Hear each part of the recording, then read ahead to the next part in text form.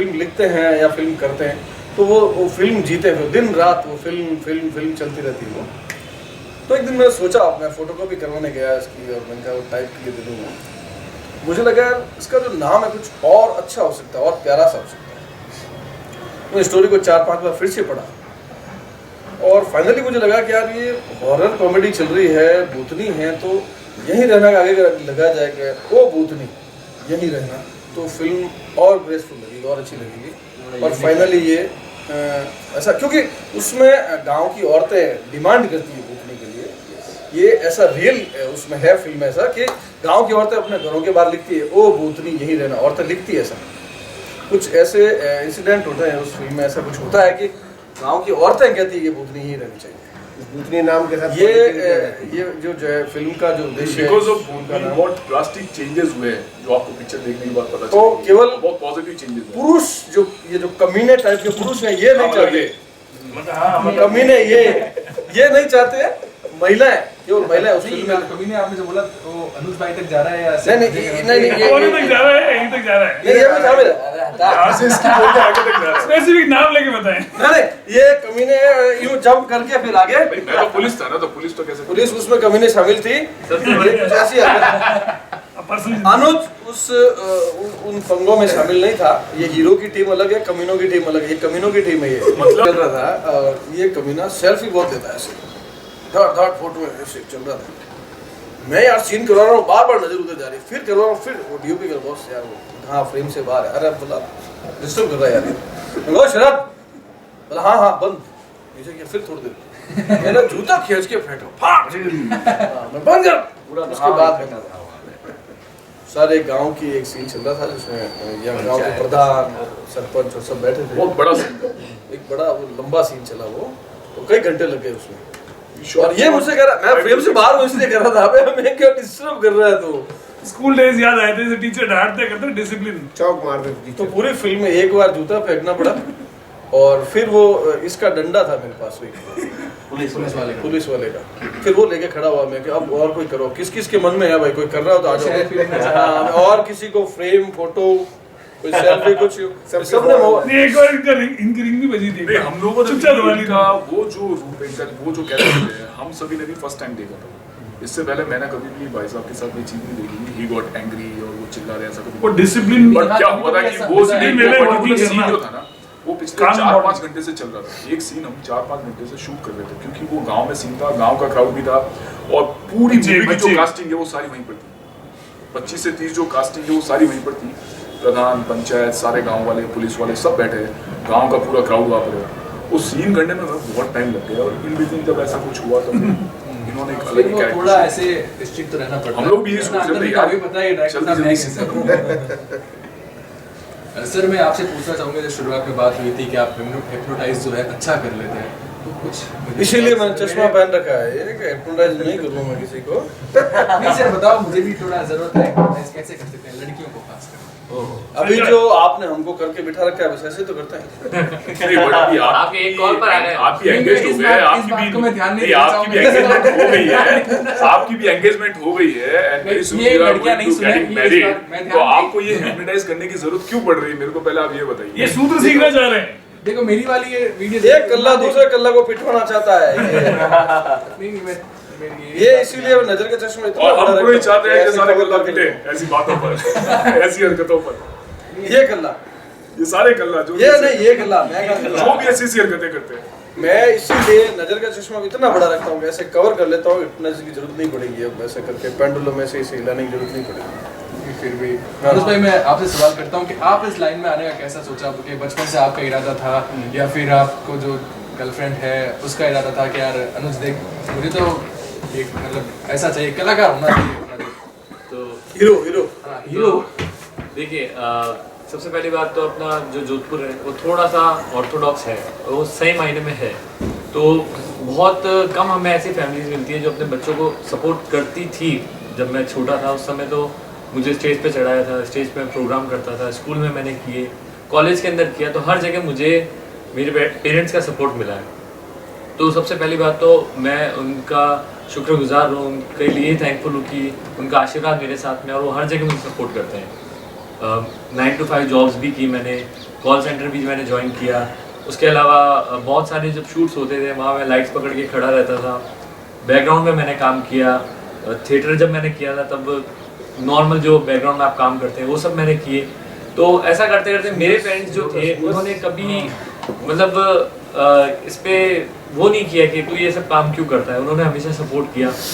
And वहाँ से जाते जाते मुझे बहुत ज़्यादा प्यार हो गया इससे, स्टेज से। अच्छा, स्टेज से। बिल्कुल स्टेज से। स्टेज से प्यार हुआ, स्टेज स्टेज से।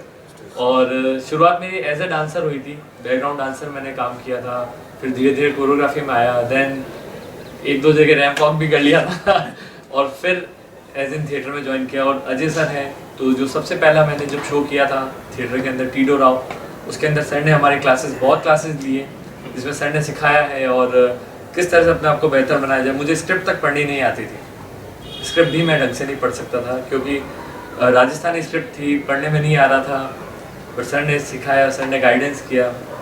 पहला शो था रमेश जी भाटी सर के साथ, तो हम लोगों से इतना परेशान हुआ कि उन्होंने तो छोड़ दिया था, फिर सर ने प्ले ही बंद कर दिया था। प्ले ही बंद कर दिया था। मेरी संस्था से प्ले था। और एक्टर सारे नए थे, तो सर ने आकर वो मतलब हमें संभाला। और वैसे भी कृष्ण जी जैसे दिखते ही हैं, तो एकदम सारथी का किरदार निभाया अपना, और गुरु तो है ही है हमारे, और बस इस तरह से प्यार हुआ और मैं इसी में ही हूँ। 9 to 5 जॉब्स भी की है और वो भी अब छोड़ छाड़ के बैठे इसी के अंदर है कंटिन्यूस। अजय करण सर, आप बताएं, आपकी ये जर्नी अब तक की कैसी रही है? आपको भी मुश्किलों का सामना करना पड़ा या सीधा इस इंडस्ट्री में आए सर? नहीं, ऐसी कोई विशेष कोई मुश्किलें तो आई नहीं। मेरी भी शुरुआत ऐसे ही हुई जैसे हर बच्चे की होती है, स्कूलों में बाल सभाएँ होती थी दैट टाइम। मैं यहीं मोहल्ले के स्कूल में पढ़ता था, शिशुशाला नाम की स्कूल थी, अब तो बंद हो गई। और बाल सभाओं में हिस्से लेते लेते ये इनके स्कूल में पढ़ने की बात अभी 3-4 साल पहले की है। 3-4 साल पहले, अभी कॉलेज पास आउट। नहीं, डायरेक्टर सर भी बहुत छोटे लगते हैं मुझे, उम्र में सबसे छोटे आप ही लगे हैं सर। आप ही हैं। अगली फिल्म में हीरो। मैं 2-3 तारीफें और कर सकता फिर क्या प्रोड्यूसर बना दोगे? अगली फिल्म का प्रोड्यूसर। फिर गाने का शौक था, फिर गाना शुरू किया मैंने। पंडित राजेंद्र वैष्णव जी से विधिवत शिक्षा ली क्लासिकल म्यूजिक की। लगा कि नहीं यार मुझे चित्रकारी करनी चाहिए। मैंने चित्रकारी में इनके दादाजी से फौजमल जी से सीखने भी आता था, गोविंद जी से भी सीखता था, गोविंद जी पुरोहित सर उनसे भी सीखता था। पुस्तिकर के बाद पुत्रमान जी थे उस टाइम, उनसे भी सीखा। काफ़ी फाइन आर्ट का भी काम किया, स्केचिंग की। लगा कि इसमें भी आनंद नहीं आ रहा है, किक नहीं मिल रही है, तो क्या किया जाए। ट्रेन में सॉन्ग एंड ड्रामा डिवीजन में सर्विस भी लग गया था। फिर मेरे नाना जी ने मुझे बुलाया कि थिएटर एक है इसमें सब कुछ हो सकता है। फिर मैं थिएटर में NS की वर्कशॉप से जुड़ा था, तब से लेके सफ़र चल रहा है, बड़ा आरामदायक चल रहा है। मैंने हर मीडियम में काम किया है, फिल्म भी की है, थिएटर में काफ़ी किया है।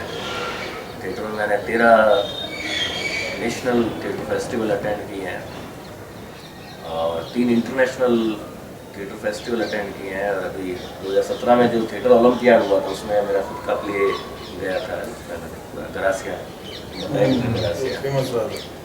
काफ़ी बहुत पसंद किया गया प्ले, वो किया। फिर निर्देशन भी किया मैंने रंगमंच में, नाटक लिखे भी मोटे। रही बात तकलीफ़ों की, तो जिस रोड पे स्पीड ब्रेकर और नहीं होते हैं वहाँ गाड़ी चलाने का मज़ा नहीं आता, एक्सीडेंट्स ज़्यादा होते हैं। तो ये तो ज़रूरी है, ये होना भी चाहिए, तो इसमें इसका आनंद लेना चाहिए। अगर थिएटर भी करते हैं, चाहे अनुज है, नवीन साथ में, शरद भाई हैं, सब है, आशीष को भी थिएटर करना है कंटिन्यू। तो भरत मुनि ने भी लिखा है कि जिस जीवन में रसोत्पत्ति नहीं होती है वो जीवन व्यर्थ है। तो जो 9 रस लिखे गए हैं तो वो तो होने ही चाहिए, तो पार्ट ऑफ लाइफ है। और थिएटर जो है वही एक जीवन का एक छोटा सा अंश ही तो दिखा रहे हैं हम, तो उसको दिखाने के लिए आपको 9 रसों की अनुभूति होनी आवश्यक है। तो वो एक कलाकार के लिए ज़रूरी है, वो नहीं है तो फिर थिएटर नहीं है, वो आप अभिनय नहीं कर सकते। इसलिए मैं उसको बहुत नॉर्मल लेता हूँ कि ऐसा हो गया होना चाहिए, अनुभव के लिए तो ज़रूरी है। बिल्कुल। आप बताओ सर, तो सेट पर से ज़रा फेक था कौन था? हम अभी क्या कर रहे हैं? बहुत बढ़िया। अभी वो कितना सीरियस होके जवाब दे रहा है। हाँ। सर मतलब सबसे कमीना यही था सेट पे यार, मतलब बेवजह सीरियस हो रहा है, पोज कर रहा है। ये ऐसा सेट पे कभी मैं नहीं यही था। सोच रहा था अजय किरण जी के बारे में मैंने ऐसा बताया और अजय मैंने किरण शायद सर तो first एकदम time- सीरियस हैं। अरे उधर कह रहा हूँ मैं, ये मतलब एकदम सीरियस जवाब दे रहा है ऐसे करके। वो अपना संघर्ष थोड़ा और बताएगा। संघर्ष तो पूरा, संघर्ष इसने ठीक बताया, इसने बिल्कुल मेहनत की होगी ऐसी, लेकिन कितना प्यारा बच्चा सीरियस हो गया। सेट पे ऐसा कोई प्यारा बच्चा नहीं था ये कमीना। हर 10 मिनट में गायब, मोबाइल पे पता नहीं किससे बातें कर रहा, लंबी लंबी बातें, कभी कार में गायब, इधर बोला अनुज अनुज घर से बोल रहा है। अनुज नहीं, आवाज फिर माइक वाला अनुज, तब भी नहीं। गांव वाले ढूंढो, अच्छा वो आपका हीरो उधर है, पकड़ के लाओ उसको, पकड़ के लाया जाता है। वो गांव में घर वालों से बात चलती मिल नहीं। गई थी या कुछ ऐसा? अब मुझसे कहता घर पे बात होती है, अरे आपको लगता है घर पे इतनी बात चली कभी? 2-2 घंटे बाद, 4-4 घंटे बाद होती है। पूरी जिंदगी नहीं हमारे तो। और एक सीन चल रहा है, सीन खत्म हुआ, एक पर्टिकुलर उम्र आती है उसमें होती है घर हाँ समझ सकते हैं, आप समझा सकते हैं, आप पे। कैसे एक पर्टिकुलर एज ऐसी आती है आप घर पे बहुत देर तक बात करते हैं। हाँ, ऐसा होता है। कौन किसके घर पे, ये नहीं घर पे बता, बात करते हैं। घर पे घरवाली से हो सकती है, घरवाली से हो सकती है। अभी घर वाले नहीं है उसके। और किसकी घर क्या पता बना अब। हाँ, किसकी घरवाली से कर रहा हूँ। नहीं, हो सकता है। आप जैसे ये कह रहा हीरो कि वो घर पे बात कर, किसके घर पे?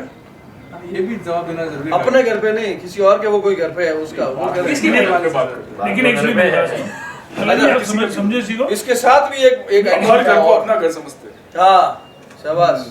भारतीय है ना सर, सभी भारतीय अपने बस भाई बहन तो नहीं कह जोधपुर सकते। के ना, इस ग्रुप के तो जवान जो है ना, इसलिए समझ सकते हैं सर, अपने टाइम में मोबाइल नहीं आता। देखो मैं व्यूअर्स को बार बार यही कहूंगा कि टीम ऐसी है, डायरेक्टर साहब ऐसे हैं, कलाकार ऐसे हैं, और तो फिर फिल्म कैसी होगी, बहुत मजा। आप बताइए सर, आपका करियर कैसा रहा? मैं तो जैसे अजय भाई ने बताया, स्कूल में एकदम सीरियस हो गया बताओ। सैटरडे को सीरियस सीरियस हो जैसे फिल्म में कमी नहीं हो वैसे नहीं, सीरियस। सैटरडे को बाल सभा होती थी स्कूल। वाकई सीरियस हो गया। उस दौरान हम लोग करते थे, मेरा वेट करते थे बाकी सब लोग स्कूल की, छोटी स्कूल की, विवेकानंद स्कूल, छोटी स्कूल में सारे बच्चे वेट करते थे कि यार वो आएगा कुछ बोलेगा। तो वहाँ से स्कूल से शुरू किया, फिर स्कूल से ड्रामा में आए, ड्रामा से पढ़ रहे थे, टाउन हॉल ज्वाइन किया, फिर दिल्ली चले गए ड्रामा के लिए, 3 साल दिल्ली ड्रामा किया। फिर दोस्त लोगों ने चढ़ा यार बहुत अच्छा दिखता है, एक फोटोजेनिक फेस का कुछ कंपटीशन हो रहा है, उसमें पार्टिसिपेट किया, उसमें फर्स्ट आया। और लोगों ने चढ़ाया, चढ़ाते चढ़ाते मुंबई भेज दिया। मुंबई जाए तो मुंबई में अच्छा लाइफ चल गया, वहाँ पे रोल मिलने लगे। कभी नवीन ने मुंबई में बहुत अच्छा काम कभी सचिन के साथ, सचिन तेंदुलकर के साथ कर रहे हैं, कभी किसके साथ कर रहे हैं, कभी लीड रोल में ऐड कर रहे हैं, कभी सीआईडी वाले बुला रहे हैं, कभी आहट वाले बुला रहे हैं, मूवीज और सीरियल्स और करते रहे। फिर ऐड में लीड रोल मिलने लगे, तो वो अपने को लोगों ने चढ़ाई था। फिर यह जोधपुर के रहने वाले पिताजी की वो चढ़ाना आज भी हमने बंद नहीं किया है। आज भी लगातार रोल दिए जा रहे हैं, तो जहाँ है वही चढ़ा हुआ रहना। अभी लेटेस्ट बालिका वधू में थानेदार था मैं, अच्छा करेक्टर। एक दिन अभी एक और आई थी साहेब बीवी गैंगस्टर, उसमें था। फिर मैंने साउथ की फिल्म्स है, कन्नड़, मलयालम, तेलुगु, गुजराती, हॉलीवुड, मतलब हर तरह के लैंग्वेज में मैंने फिल्म कर ली, प्रिंट शूट कर लिए गई। मतलब ओवरऑल मैंने बहुत अच्छा मेरे को मौका मिला। और अभी पास में बैठ के कॉम्प्लेक्स दे रहा हमको, और अब इनके अंडर में रहिए। सर आप बताओ आपके, क्योंकि अगर हम इतने लेवल तक आगे बढ़ते हैं तो हमारा कोई ना कोई गुरु रहता है, हमें सिखाने वाला रहता है। सर आपने कहाँ से शिक्षा ली है, आपका गुरु कौन है सर? मेरे खतरनाक पिताश्री 30 दिन में 35 बार कूट लिया करते थे। और मेरे पिताजी के बारे में तो कुछ कह ही नहीं सकते। मेरे फादर जो है वो रेलवे से रिटायर्ड हुए, रेलवे में थे, तो उनकी जो ड्यूटी थी वो रेलवे। किरण सर आप तो अब खुद एक गुरु की उपाधि नहीं, लेते हैं गुरु नहीं सर। है आप सर। बताइए आपके गुरु कौन रहे हैं? धर्म संकट है वो, ये ऐसी बात है। आप सीरियस होके बोलो। क्योंकि आप सीरियस